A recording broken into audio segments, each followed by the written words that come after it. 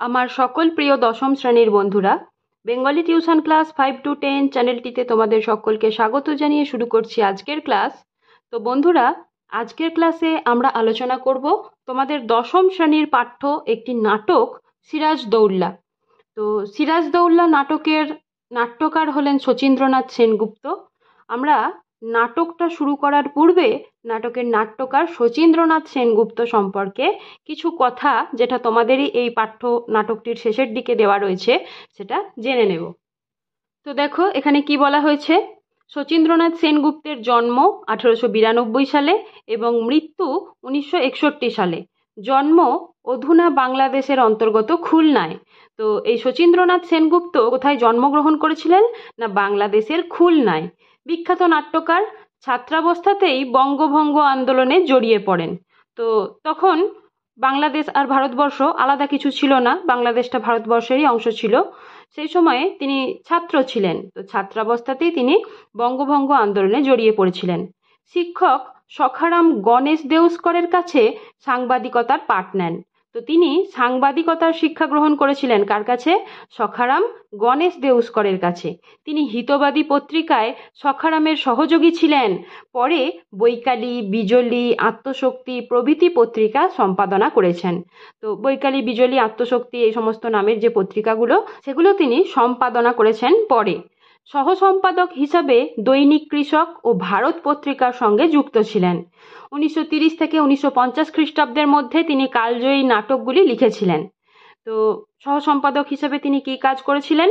না, দৈনিক কৃষক ও ভারত এই দুটি পত্রিকার সঙ্গে যুক্ত থেকেছিলেন এবং পরবর্তীকালে তিনি কালজয়ী কতগুলি নাটক লিখেছিলেন। তার লেখা উল্লেখযোগ্য নাটকগুলির মধ্যে রয়েছে সিরাজদৌল্লা। সিরাজদৌল্লা নাটকেরই অন্তর্গত তোমাদের পাঠ্যাংশ এই সিরাজদৌল্লা নাট্যাংশটি।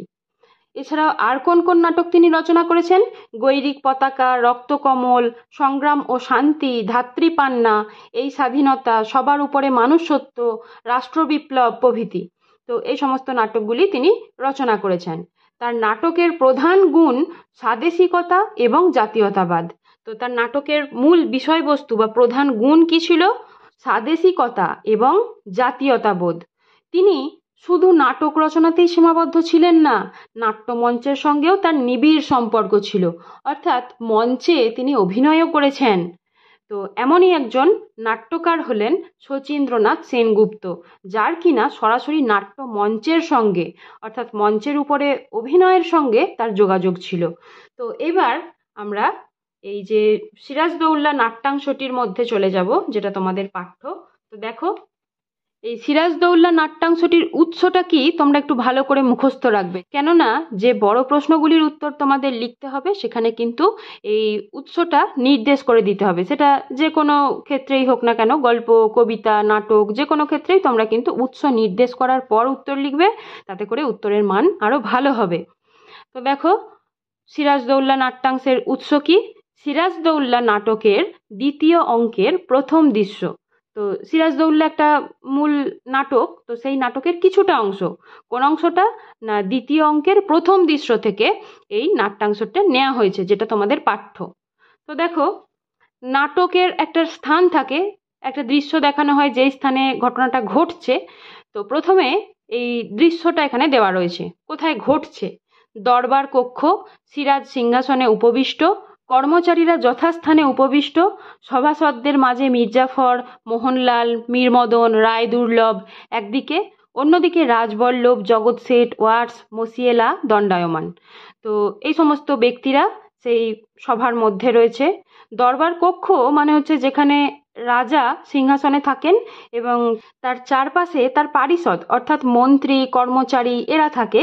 তো এদেরকে নিয়ে যে সভাটা হয়, যেখানে প্রত্যেক দিনকার সভা বসে, সেটাই হচ্ছে দরবার কক্ষ। তো সেখানে সিরাজ সিংহাসনে উপবিষ্ট এবং কর্মচারীরা যথাস্থানে তাদের যে আসন সেখানে তারা উপবিষ্ট। তো কারা কারা ছিলেন? একদিকে মির্জাফর, মোহনলাল, মীরমদন, রায়দুর্লভ, আর অন্যদিকে কারা ছিলেন? না, রাজবল্লভ, জগৎ শেঠ, ওয়াটস, মসিয়েলা। তো দণ্ডায়মান শব্দটির অর্থ হলো দাঁড়িয়ে থাকা। তো মসিয়েলা দণ্ডায়মান ছিলেন, তো এরা দাঁড়িয়ে ছিলেন। গোলাম হোসেন যথারীতি নবাবের পায়ের কাছে বসিয়া আছে। তো নবাবের পায়ের কাছে কে বসেছিল? না, গোলাম হোসেন। এটা একটু শর্ট কোশ্চেন হিসাবে ইম্পর্টেন্ট। নবাবের পায়ের কাছে গোলাম হোসেন বসেছিল। তো এখানে প্রথমে সিরাজউদ্দৌলার বক্তব্য দিয়ে নাটকটা শুরু হচ্ছে। আমরা জানি যে পলাশির যুদ্ধের পর সিরাজ ইংরেজদের কাছে হেরে গিয়েছিলেন এবং সিরাজের পরাজয়ের মাধ্যমেই কিন্তু বাংলার শেষ স্বাধীন নবাবের পরাজয় হয়। তারপরেই আর কি ইংরেজরা ভারতবর্ষকে অধিকার করে নেয় এবং ইংরেজরাই শাসন কার্য চালাতে থাকে। যথেষ্ট অত্যাচার নিপীড়িত হতে হয়েছে ভারতবাসীকে। তো সেই সিরাজের সময়কালে যখন ভারত তখনও পরাধীন হয়নি, কিন্তু ইংরেজরা এই ভারতবর্ষে এসে পৌঁছে গেছে, তো সেই রকম পরিস্থিতিতে এই নাটকটা রচিত। তো সিরাজ বলছে ওয়াটস, ওয়াটস তখন বলছে ইয়োর এক্সিলেন্সি। ইয়োর এক্সিলেন্সি কথাটির অর্থ হলো আজ্ঞে জাহাপনা। তো তখন সিরাজের সামনে যে ইংরেজ কর্মচারীটি রয়েছে ওয়াটস, সেই ওয়াটস সিরাজকে সম্মান দিয়ে কি বলছে না ইয়োর এক্সিলেন্সি অর্থাৎ আজ্ঞে জাহাপনা। সিরাজ তখন বলছে কলকাতা জয়ে যখন আমরা যাত্রা করি তখন তুমি আমাদের সঙ্গে সঙ্গেই ছিলে, সুতরাং কলকাতা জয়ের ইতিহাস তুমি জানো। তুমি জানো যে কলকাতা জয় করে সেই নগরের নাম আমরা আলীনগর রাখি। তো এই যে ওয়াটস, এই ওয়াটস কিন্তু সবসময় নবাবের পাশেই ছিলেন এবং সে সমস্ত ঘটনাটাই জানে। আলীনগরের সন্ধি তোমরা ইতিহাসের বইতে হয়তো পড়ে থাকবে। কলকাতা ইংরেজদের হাত থেকে উদ্ধার করে সিরাজউদ্দৌলা তার মাতামহ অর্থাৎ দাদুর নাম অনুসারে এই কলকাতার নতুন নামকরণ করেছিলেন আলীনগর। তো সেই ঘটনার কথাই এখানে বলা হয়েছে। তো সেই ঘটনার কথা তিনি সেই ওয়াটসকে স্মরণ করিয়ে দিয়ে বলছেন তুমি নিশ্চয়ই এসব জানো। তো এর উত্তরে সেই ওয়াটস নামক যে ইংরেজ প্রতিনিধি সে কি বলছে, জানে ইয়োর এক্সিলেন্সি, অর্থাৎ সে বাংলা ঠিকভাবে বলতে পারে না যেহেতু সে একজন ইংরেজ কর্মচারী। তো সাধু ভাষায় সেই সময় কিছু বইপত্র রচিত হয়েছিল, তো তারা সেই বইপত্র ঘেটেই বাংলা শিখেছে, তাই তারা বাংলা ঠিকভাবে বলতে পারে না। তাই সে বলছে যে জানে ইয়োর এক্সিলেন্সি, মানে জানি বলছে না, সে বলছে যে জানে ইয়োর এক্সিলেন্সি অর্থাৎ আমি জানি। সিরাজ তখন বলছেন আলীনগরে তোমাদের কোম্পানির সঙ্গে যে সন্ধি হয় তার সব শর্তও তোমাদের জানা আছে। তো সিরাজ একটার পর একটা পূর্বের কথা বলে যাচ্ছে যেগুলো কিনা আগে ঘটে গেছে।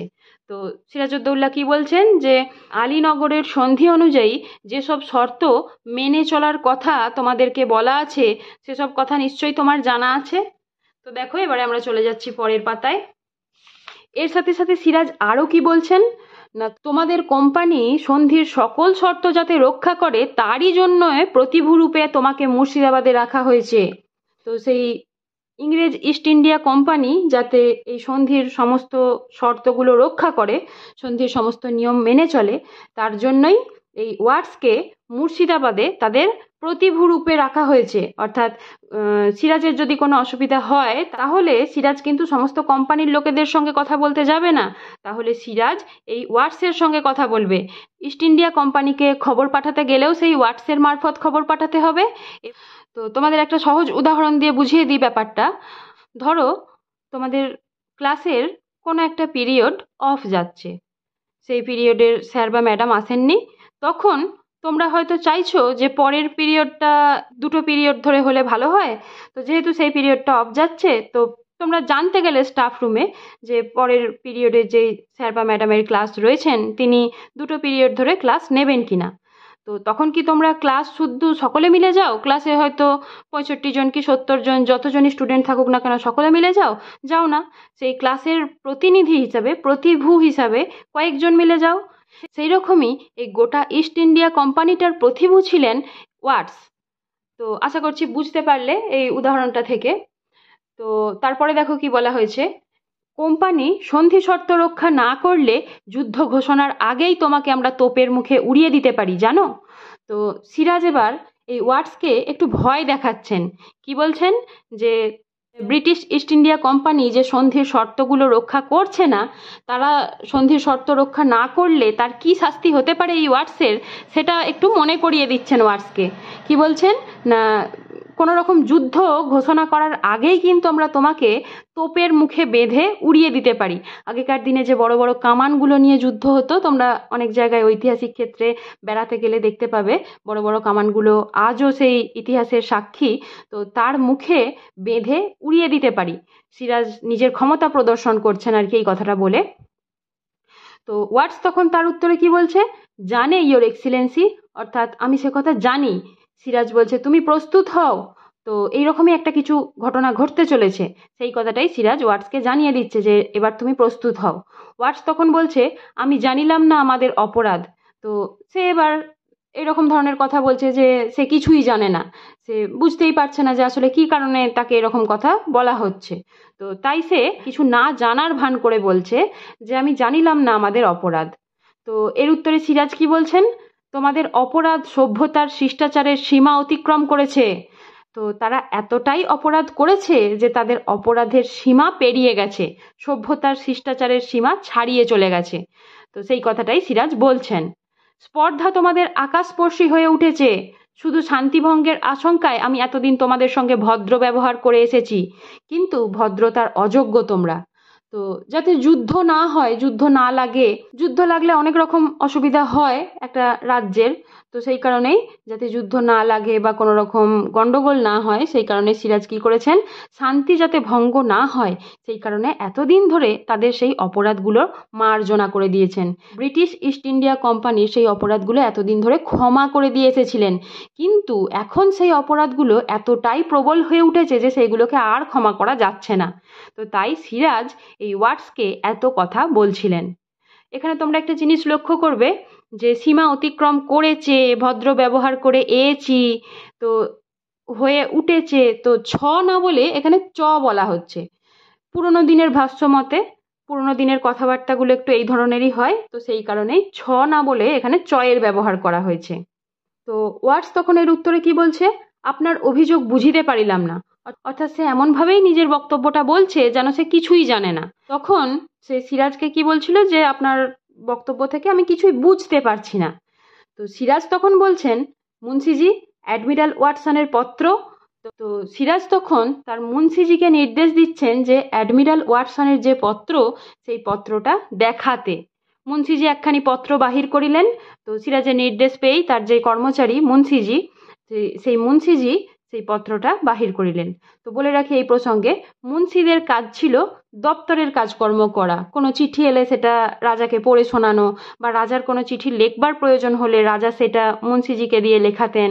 এরকম কাজকর্ম করতেন এই মুন্সিরা। তো এবার সিরাজ কি বলছেন, এই পত্র সম্বন্ধে তুমি কিছু জানো? তো যেই এই পত্রটা সেই ওয়াটসের কাছে দেখানো হলো, তখন ওয়াটসকে দেখিয়ে সিরাজউদ্দৌলা জিজ্ঞাসা করছেন যে এই পত্র সম্বন্ধে তুমি কিছু জানো? আর এ প্রসঙ্গে আর একটা কথা তোমাদের জেনে রাখা দরকার, এই অ্যাডমিরাল ওয়াটসন আর ওয়াটস এই দুজন কিন্তু আলাদা ব্যক্তি। ওয়াটস কে ছিলেন আমরা তো জানি, আলীনগরের সন্ধি রক্ষার জন্য ব্রিটিশ ইস্ট ইন্ডিয়া কোম্পানি তাকে মুর্শিদাবাদে সিরাজউদ্দৌলার যে দরবার, নবাবের দরবারে তাকে তাদের প্রতিভূরূপে পাঠিয়েছিলেন। আর অ্যাডমিরাল ওয়াটসন ছিলেন ইংরেজদের নৌসেনাপতি। ইংরেজদের যে নৌবাহিনী ছিল, সেনা নিয়ে তারা নৌকাতে করে এক জায়গা থেকে অন্য জায়গায় গিয়ে যুদ্ধ করত, তো সেই নৌবাহিনীর সেনাপতি ছিল। এই অ্যাডমিরাল ওয়াটসনের লেখা একটা পত্র সিরাজউদ্দৌলা এই ওয়াটসের সামনে হাজির করে তাকে জিজ্ঞাসা করছেন যে এই পত্র সম্বন্ধে তুমি কিছু জানো? মুন্সি পত্রটা এবার ওয়াটসকে দিলেন। ওয়াটস পড়িতে লাগিলেন, শেষের দিকে কি লেখা আছে? তো ওয়াটসকে সিরাজউদ্দৌলা জিজ্ঞাসা করছেন যে এই পত্রটা শেষের দিকে কি লেখা আছে। তো ওয়াটস এবার শেষের দিকটা পড়ে শোনাচ্ছেন। কি বলছেন, I now acquaint you that the remainder of the troops which should have been here long since, and which I heard the colonel told you he expected, will be at Calcutta in a few days. That in a few days more I shall dispatch a vessel for more ships and more troops, and that I will kindle such a flame in your country as all the water in the Ganges shall not be able to extinguish. তো সিরাজ এবার বলছেন, মুন্সিজিকে আদেশ করছেন যে মুন্সিজি এই পত্রের মর্ম সভাসদদের বুঝিয়ে দিন। মুন্সি তখন পত্র লইয়া বাংলা তর্জমা করিয়া শোনাইলেন। তো অ্যাডমিরাল ওয়াটসন ওয়াটসকে যে পত্রটা লিখেছিলেন তার শেষের দিকটা ওয়াটস পড়লেন, এবং সিরাজ মুন্সিজিকে নির্দেশ দিলেন যে এর বাংলা অর্থটা এবার সভাসদদেরকে বুঝিয়ে দিন। অর্থাৎ সেই সভায় আরও যারা উপস্থিত রয়েছে, সিরাজের মন্ত্রী, সেনাপতি, তাদেরকে বুঝিয়ে দিতে বলছেন। তো মুন্সিজি কি বলছেন, কর্নেল ক্লাইভ যে সৈন্যের কথা উল্লেখ করিয়াছিলেন তাহা শীঘ্রই কলিকাতায় পৌঁছিবে।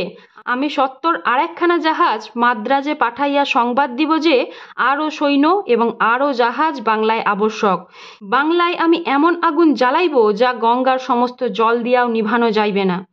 তো এই যে চিঠিটার শেষের কথাগুলোর মাধ্যমে বুঝতে পারা যাচ্ছে যে তারা বাংলায় একটা অশান্তির পরিবেশ সৃষ্টি করতে চায়, তারা বাংলাকে আক্রমণ করতে চায়। এই ইঙ্গিতটা কিন্তু এই চিঠির মধ্যে স্পষ্ট। কিন্তু শান্তি রক্ষার জন্য সন্ধি করে এই ওয়াটসকে নবাবের দরবারে রাখা হয়েছিল। তারা কিন্তু সেই সন্ধির শর্ত রক্ষা করছে না, শর্তের বিরুদ্ধে গিয়ে তারা গোপনে সেনাবাহিনী প্রেরণ করছে এবং সেই সেনাবাহিনী দিয়ে তারা যুদ্ধ করবে। তো সিরাজ তখন বলছে, ওয়াটস, এ ভীতি প্রদর্শনের অর্থ কি? তখন এই যে ভয় দেখানো একটা চিঠি, এই ভয় দেখানো চিঠির মানেটা কি, অর্থ কি? তখন ওয়াটস বলছে, অ্যাডমিরাল এ কথা লিখে আছেন কেন আমি বুঝি না। তো ওয়াটস তখনও অস্বীকার করে যাচ্ছে, বলছে যে অ্যাডমিরাল কেন এ কথা লিখেছে সেটা আমি বুঝতে পারছি না। সিরাজ তখন বলছে, আমি বুঝিয়ে দিচ্ছি মুন্সিজি, ওয়াটসের পত্র। তো ওয়াটসও অ্যাডমিরাল ওয়াটসনকে একটা পত্র লিখেছিলেন, সেই পত্রটাও আবার সিরাজের হাতে পড়ে গেছে। তো দুজনের মধ্যে কি যে গোপন ছলা পরামর্শ চলছে তাদের চিঠির বক্তব্য থেকে সিরাজ কিন্তু সমস্তটাই স্পষ্টভাবে বুঝতে পেরেছেন এবং হাতে নাতে তাদেরকে ধরে ফেলেছে এবং সেই ব্যাপারটাই রাজসভায় আজকে প্রকাশ্যে আনা হচ্ছে। তো অ্যাডমিরাল ওয়াটসনের এই চিঠির কথা ওয়াটস স্বভাবতই অস্বীকার করেছে এবং সিরাজ তখন ওয়াটসের যে পত্রটা পেয়েছিলেন সেই পত্রটা মুন্সিকে বার করতে বললেন। আপনিই পড়ুন, ওর হাতে দেবেন না, আচ্ছা ওকে একবার দেখিয়ে নিন। তো এবার ওয়াটসের পত্রটা মুন্সিকে পড়তে বলল। বলতে পারো যে তোমার হাতের লেখা নয়? তো ওয়াটসের সেই পত্রটা যেটা অ্যাডমিরাল ওয়াটসনকে পাঠানো হচ্ছিল সেই পত্রটা সিরাজের হাতে পড়ে যায় এবং তিনি এবার ওয়াটসকে সরাসরি বলেন যে বলতে পারো যে এটা তোমার নিজের হাতের লেখা নয়, অস্বীকার করতে পারো। আর তো ওয়াটস তখন বলছে, হ্যাঁ আমি লিখিয়াছে, অর্থাৎ সে এবার স্বীকার করছে যে হ্যাঁ এই চিঠিটা আমিই লিখেছি। তো ওয়াটসের চিঠিটা যে খোলা হবে, ওয়াটসের চিঠিতে কি লেখা ছিল সেটা আমরা পরবর্তী আলোচনায় জেনে নেব। এবং যেহেতু নাটকটা অনেকটা বড় তাই একটু দীর্ঘ বিস্তারিত আলোচনা চলতে থাকবে, কিন্তু সম্পূর্ণ আলোচনা তোমরা শুনলে ডিটেলসটা বুঝতে পারবে, এই নাটক সম্পর্কে আর কোনো অসুবিধা থাকবে না। তো আজকের আলোচনা এই পর্যন্তই, আশা করছি তোমরা বুঝতে পারলে। আর তোমরা যারা যারা নতুন এই চ্যানেলের ভিডিও দেখছো অবশ্যই তারা চ্যানেলটিকে সাবস্ক্রাইব করে দেবে, তোমাদের বন্ধুদের সঙ্গে এই ভিডিওটি শেয়ার করতে পারো, ভিডিওটিতে একটি লাইক করে দিও, কমেন্ট করে জানিও তোমাদের কেমন লাগছে। তোমরা সকলে ভালো থেকো, সুস্থ থেকো। আজকের আলোচনা এই পর্যন্তই।